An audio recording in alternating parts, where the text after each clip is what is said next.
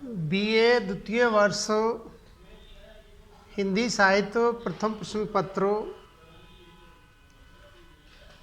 प्रकरण शिवाजी प्रशस्ति।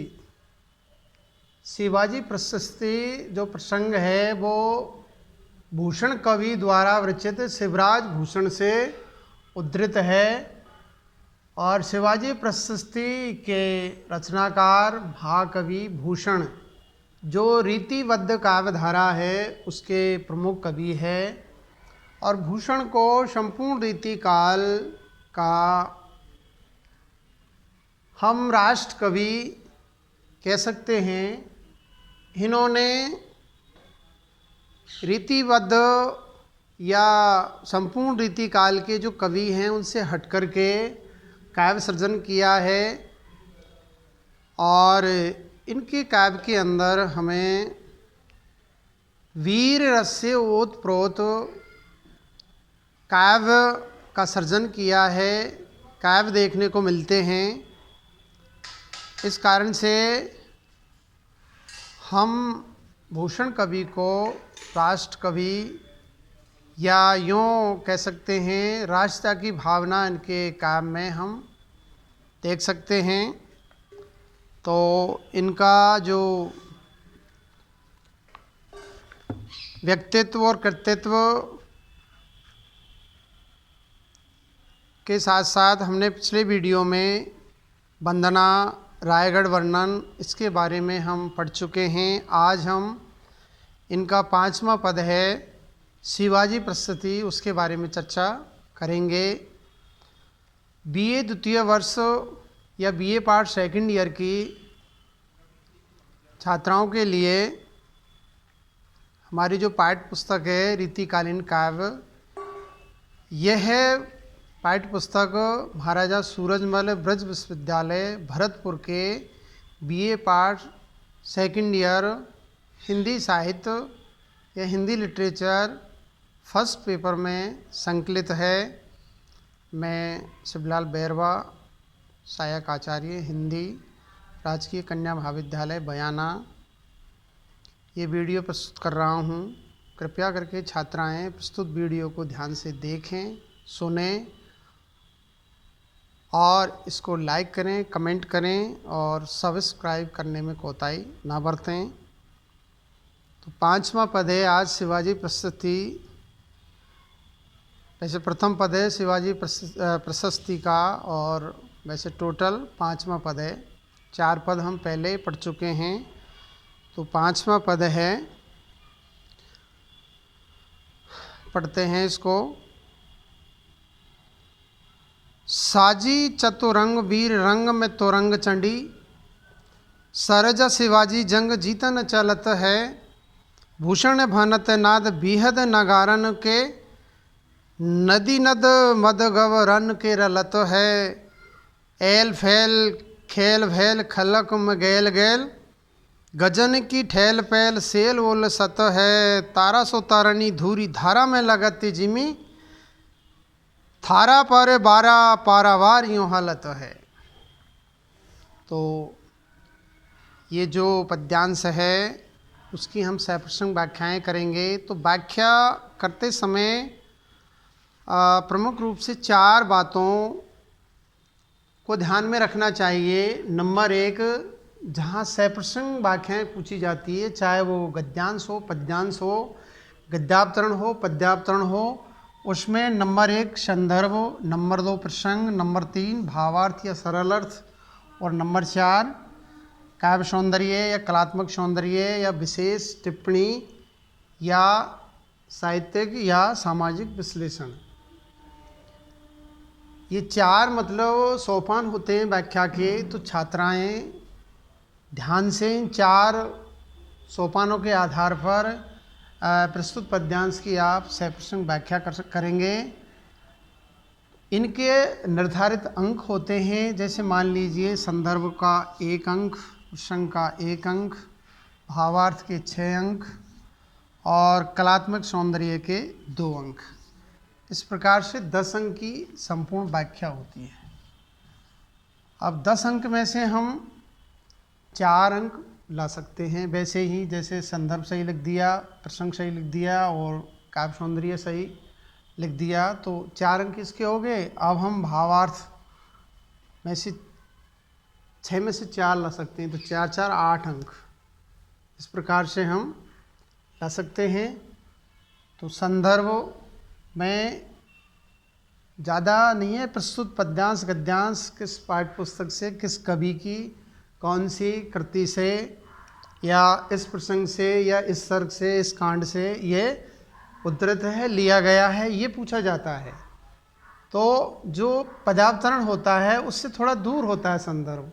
और जबकि प्रसंग है नंबर 2, प्रसंग में प्रस्तुत पदावतरण में कवि या लेखक क्या कहना चाहता है ये प्राय पूछा जाता है इसके अंदर और लिख देते हैं इसमें कोई ज़्यादा।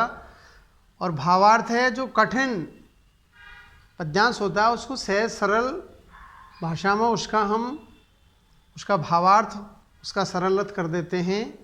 तो भावार्थ हर समय कठिनता से सरलता की ओर अग्रसर होता है, ये भावार्थ में प्राय पूछा जाता है। इसी प्रकार से कलात्मक सौंदर्य, काव्य सौंदर्य या विशेष या टिप्पणी, इसमें व्याकरण और काव्य शास्त्र की दृष्टि से, जैसे व्याकरण की दृष्टि से इसमें किस प्रकार के शब्दों का प्रयोग हुआ है, जैसे तत्सम, देशज, विदेशी या आंचलिक या तद्भव शब्दावली, या व्याकरण के अंग है जैसे उपसर्ग है, प्रत्यय है, संधि है, सर्वनाम है, ये कुछ पूछा जाता है व्याकरण की दृष्टि से। और काव्य शास्त्रीय दृष्टि से इसमें कौन सा छंद है, अलंकार है, इसमें कौन सा काव्य दोष है, काव्य गुण है, या कौन सा इसमें रस है, तो या कौन सी रीति है, इस तरह की बातें इसमें पूछी जाती है।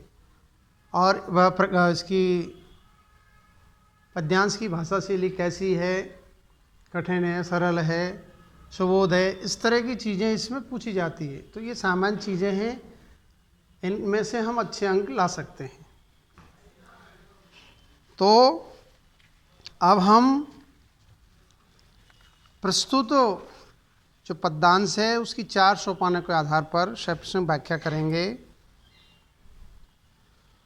तो नंबर 1 देखते हैं इसका संदर्भ। प्रस्तुत अवतरण हमारी पाठ्य पुस्तक रीतिकालीन काव्य में संकलित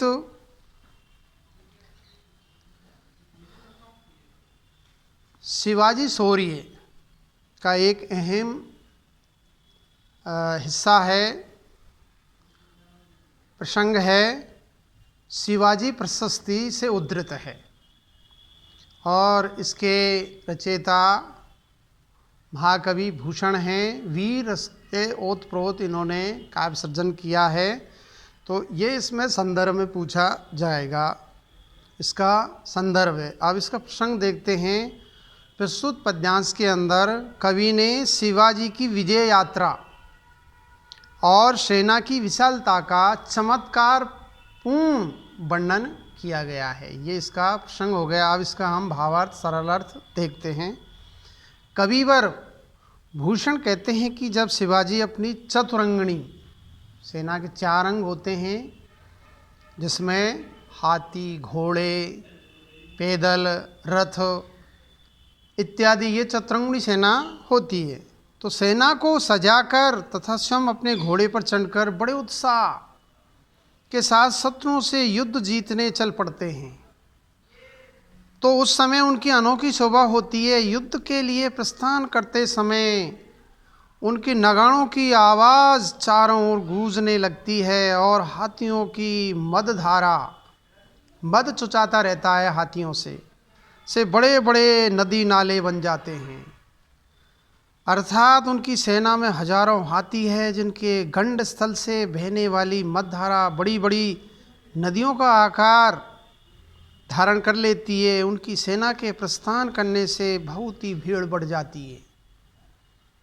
सेना के हाथी, घोड़े, पैदल भीड़ के कारण आपस में टकराते हुए चलते हैं और उनमें बहुत ही खलबली मच जाती है तथा गली गली में उनकी सेना का शब्द गूंजता रहता है। उनकी सेना के हाथियों की रेल पेल से बड़े बड़े पहाड़ उखड़ जाते हैं। सेना के चलने से उड़ी हुई अत्यधिक धूल के कारण सूर्य इतना धूमिल पड़ जाता है कि वह छोटे से तारे की तरह दिखाई देता है, और समुद्र उस धूल के कारण थाली पर रखे गए पानी अथवा पारे की तरह हिलता हुआ दिखाई देता है, जिसमें सभी और धूल के कण चमकते रहते हैं। अर्थात सेना के चलने से सारे आकाश में धूल छा जाती है, धूल दूषित हो जाता है वातावरण, धरती पर खलबली मच जाती है और समुद्र थाली पर रखे हुए पानी की तरह हिलने लग जाता है। यानी चारों तरफ उसकी सेना है शिवाजी की, उससे हलचल मच जाती है जैसे ही वो प्रस्थान करती है, युद्ध के मैदान में जाती है। अब हम इसका कलात्मक सौंदर्य, इसका विशेष टिप्पणी या इसका साहित्यिक विश्लेषण, सामाजिक विश्लेषण करते हैं।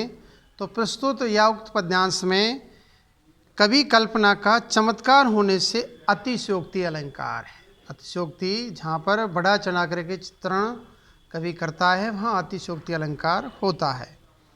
कवि ने अपनी आस्था के अनुसार शिवाजी की युद्ध यात्रा का ओजस्वी चित्रण किया गया है।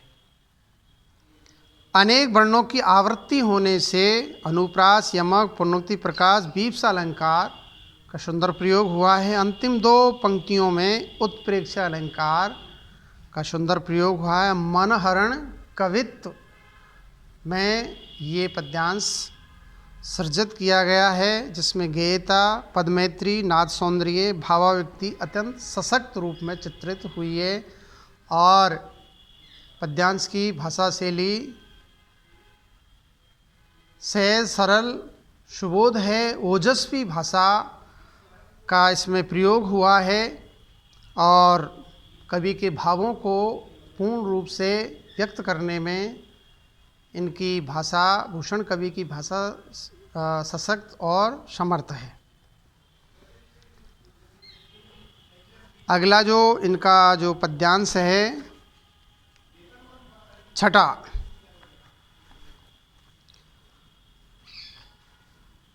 प्रेतनी पिशाच और निशाचर निशाचरऊ मिली मिली आपस में गावत बधाई है। भैरव भूत प्रेत भूरी भूधर भयंकर से जुत जुत जोग निजामात जुरी आई है।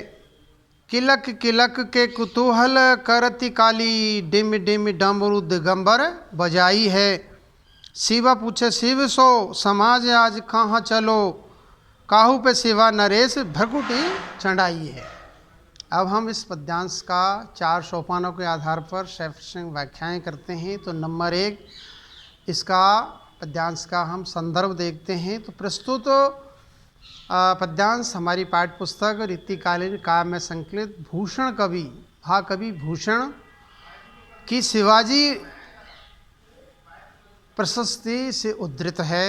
ये इसका संदर्भ हो गया। अगला प्रसंग,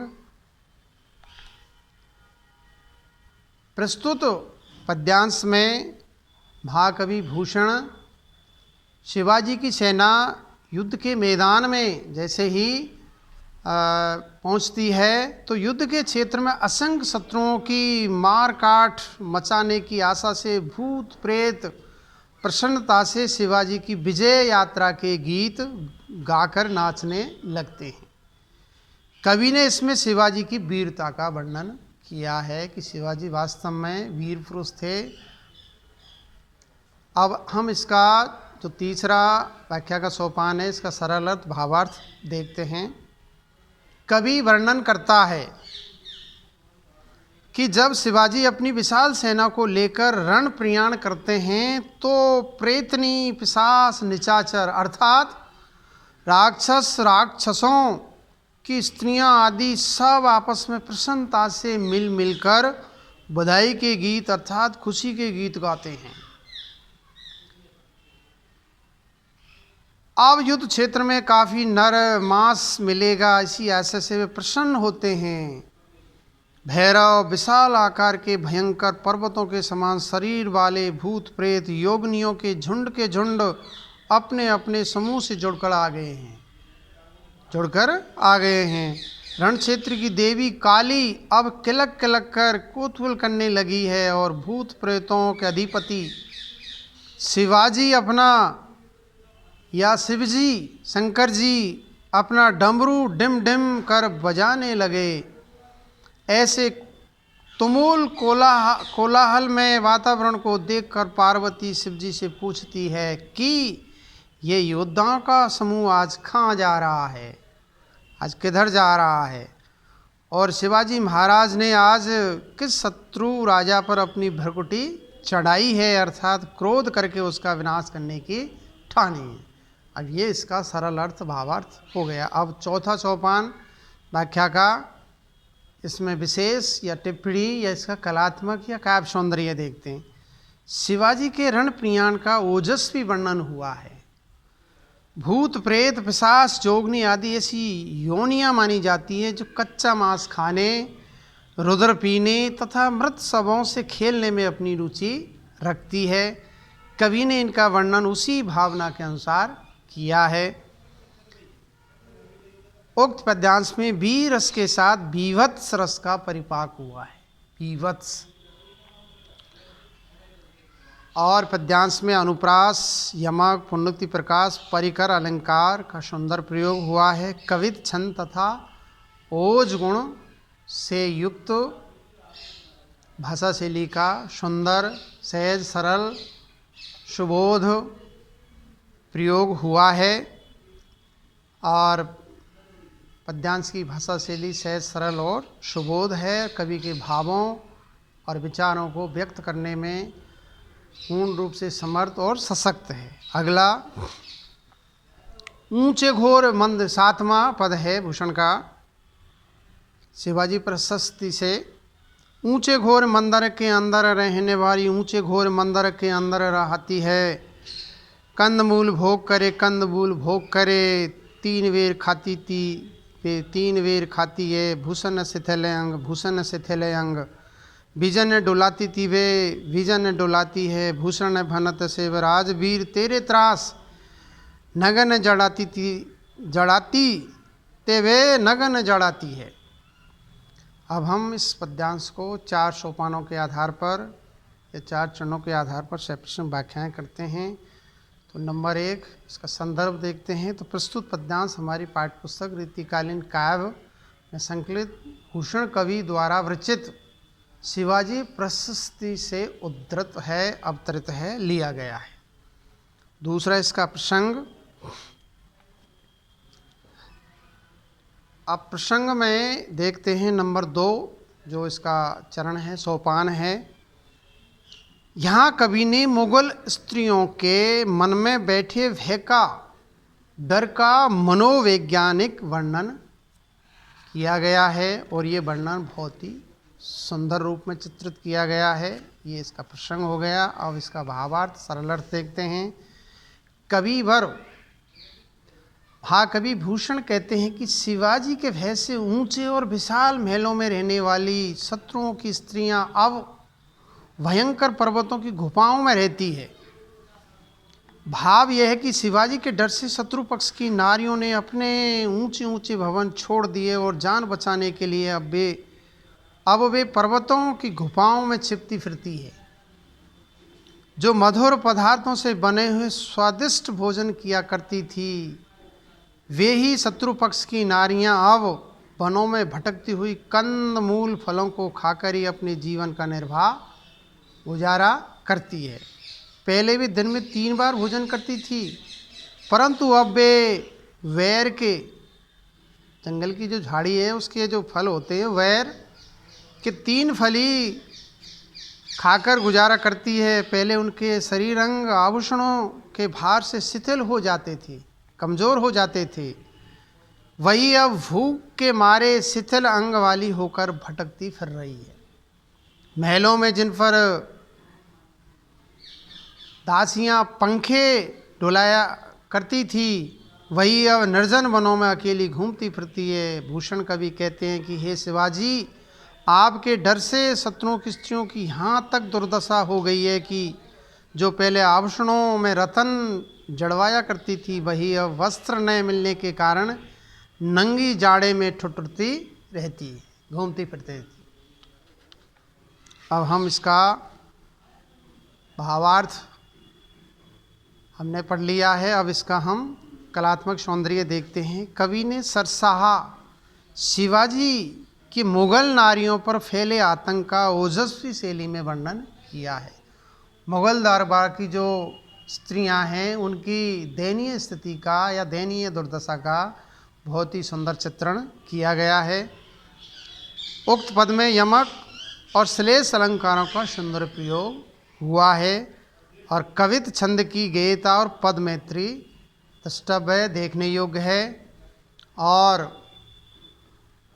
उक्त पद्यांश की भाषा शैली सहज सरल सुबोध है और कवि के भावों को व्यक्त करने में पूर्ण रूप से सशक्त और समर्थ है। अगला 8वां पद है,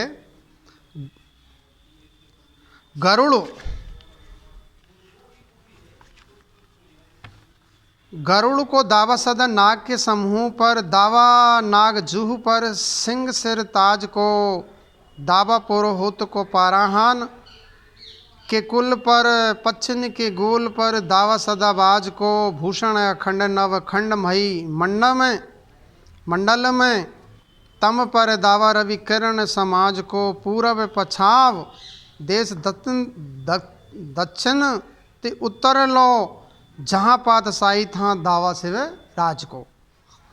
अब हम 4 सोपानों के आधार पर प्रस्तुत पद्यांश की सप्रसंग व्याख्याएं करेंगे। तो नंबर 1, संदर्भ।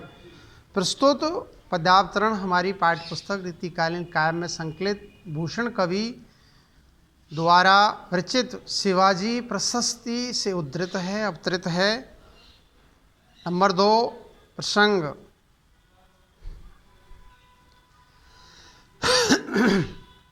प्रस्तुत अवतरण में कविवर भूषण ने शिवाजी के प्रभाव, उनका शौर्य, वीरता, पराक्रम का चित्रण किया है। विभिन्न उपमानों के उदाहरण देकर उन्होंने शिवाजी के प्रभुत्व को व्यापक बताया है।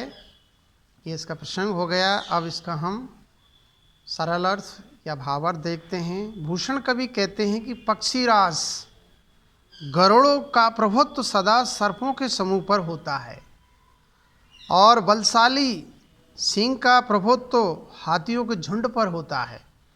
इंद्र का प्रभाव पर्वतों के कुल पर माना जाता है। देवराज इंद्र ने पर्वतों के पंख काट लिए थे और उन्हें निश्चेष्ट कर दिया था और सभी पक्षियों के झुंड गोल पर सदा ही बाज का अधिकार रहता है। भूषण कवि कहते हैं कि अखंड नवखंड 9 भागों या द्वीपों में विभक्त पृथ्वी में व्याप्त अंधकार पर सूर्य की किरणों का प्रभुत्व रहता है। जैसे ही सूर्य निकलता है पूरा अंधकार का वातावरण दूर हो जाता है और पूर्व से पश्चिम तक, दक्षिण से उत्तर तक सभी राज्यों में जहाँ जहाँ मुगलों की बादशाही है, उनकी सल्तनत है, उनका साम्राज्य है, वहाँ वहाँ छत्रपति शिवाजी का अपने अधीन करने का अधिकार या प्रभुत्व है। तो ये इसका भावार्थ हो गया। अब हम इसका कलात्मक सौंदर्य देखते हैं। बादशाही से कवि का आशय यह है कि जहाँ तक मुगलों का साम्राज्य है उसे शिवाजी हस्तगत करने में समर्थ है, क्योंकि मुगल बादशाह शिवाजी से अत्यधिक भयभीत और शंकित रहता है। उक्त पद्यांश में निदर्शना, यमक और पुनरुक्ति प्रकाश अलंकार है और मनहरण कवित्व छंद का इसमें प्रयोग हुआ है।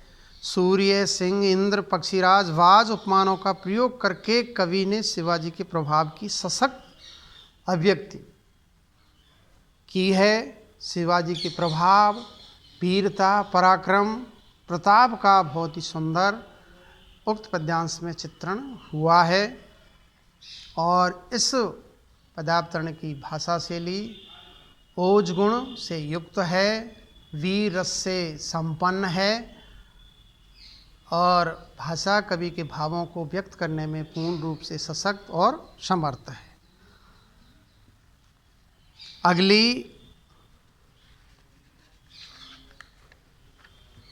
अगला जो पद है, नमा पद, ब्रह्म के आनत से निक से ते अत्यंत पुनीत तहु पुरमानी। राम युधिष्ठिर के बरने बल मिकिहु व्यास के संग सुहानी। भूषण यो कल के कविराजन राजन के गुण पाए नसानी। पुण्य चरित सवासर जासर न्याय पवित्र भई पुन बानी। अब हम इस पद्यांश की 4 सोपानों के आधार पर सप्रसंग व्याख्याएं करते हैं। 4 सोपान संदर्भ, प्रसंग, भावार्थ और कलात्मक सौंदर्य। तो नंबर 1 इस पद्यांश का भावार्थ देखते हैं। प्रस्तुत पद्यांश हमारी पाठ्य पुस्तक रीतिकालीन काव्य में संकलित भूषण कवि द्वारा रचित शिवाजी प्रशस्ति से उद्धृत है, अवतरित है। अब इसका हम प्रसंग देखते हैं। प्रस्तुत पद्यांश में शिवाजी के यशोगान से सरस्वती के पवित्र हो जाने का वर्णन रोचक रूप में किया गया है। अब हम इसका तीसरा जो सोपान है भावार्थ देखते हैं, सरल अर्थ देखते हैं। कवि भूषण कहते हैं कि देवी सरस्वती ब्रह्मा के मुख से निकली, इस कारण तीनों लोकों में सरस्वती को अत्यंत पवित्र माना जाता है। इसके द्वारा मर्यादा पुरुषोत्तम राम एवं धर्मराज युधिष्ठिर के गुणों या चरित्र का वखान किया गया है और यह महर्षि वाल्मीकि एवं व्यास के साथ सदा शोभायमान रही है। अर्थात महर्षि वाल्मीकि एवं व्यास ने अपनी रचनाओं के माध्यम में वाणी की देवी सरस्वती का महात्म्य बढ़ाया। भूषण कहते हैं कि ऐसी पवित्र सरस्वती को, जो वाणी की देवी वाक देवी को इस कलयुग के कवियों ने साधारण राजाओं की प्रशस्ति का गान करके अर्थात झूठी बड़ाई का वर्णन करके अपवित्र कर दिया है। यानी वाणी की देवी सरस्वती है, वो तो क्या है, अच्छे जो वीर पराक्रमी हैं, अच्छे जो राजा हैं, उनकी वीरता का क्या है चित्रण सरस्वती देवी जो वाग देवी है उसके द्वारा किया जाना चाहिए। तो वर्णन करके अपवित्र कर दिया है, इसके श्रेष्ठ गुणों को नष्ट कर दिया है। परंतु सर्जा शिवाजी के पवित्र उज्ज्वल चरित्र रूपी जल से स्नान करने से देवी सरस्वती फिर से पवित्र हो गई। ये इसका सरल अर्थ हो गया। नंबर 4 हम इसका कलात्मक सौंदर्य, काव्य सौंदर्य देखते हैं। शिवाजी का पवित्र चरित्र ऐसा निर्मल जल बताया गया है, निर्मल शुद्ध जल बताया गया है, जिसमें नहाने से सरस्वती पवित्र हो गई। अर्थात शिवाजी के चरित्र गान से सरस्वती को सामान्य राजाओं के वर्णन रूपी कलंक से मुक्ति मिल गई है। प्रस्तुत पद्यांश या उक्त पद्यांश में कवि कल्पना का चमत्कार एवं राजभक्ति का उत्सव है और उक्त पद्यांश में अनुप्रास, यमक, रूपक, मानवीकरण, काव्यलिंगी अलंकार प्रयुक्त हुए हैं और सवैया छंद की गति यति उचित रूप में प्रयुक्त हुई है और उक्त पद्यांश की भाषा शैली सहज, सरल, सुबोध है। कवि के भावों को, विचारों को अभिव्यक्त करने में पूर्ण रूप से सशक्त और समर्थ है। तो ये आज हमने शिवाजी प्रशस्ति के बारे में संपूर्ण शिवाजी प्रशस्ति से जो चयनित अंश है उनकी हमने सप्रसंग व्याख्याएं किए। छात्राएं उक्त वीडियो को ध्यान से देखें, सुने, इसका विवेचन विश्लेषण करें। उसके बाद में वीडियो को लाइक करें, कमेंट करें, सब्सक्राइब करें सब्सक्राइब जब भी कर पाएंगी कि इसको विद्यार्थी ध्यान से देखेंगे, सुनेंगे तभी, और विवेचन विश्लेषण करेंगे तभी इस पर कमेंट कर पाएंगी। धन्यवाद, नमस्कार। आज इतना ही। कल हम छत्रसाल प्रशस्ति के बारे में चर्चा करेंगे। धन्यवाद।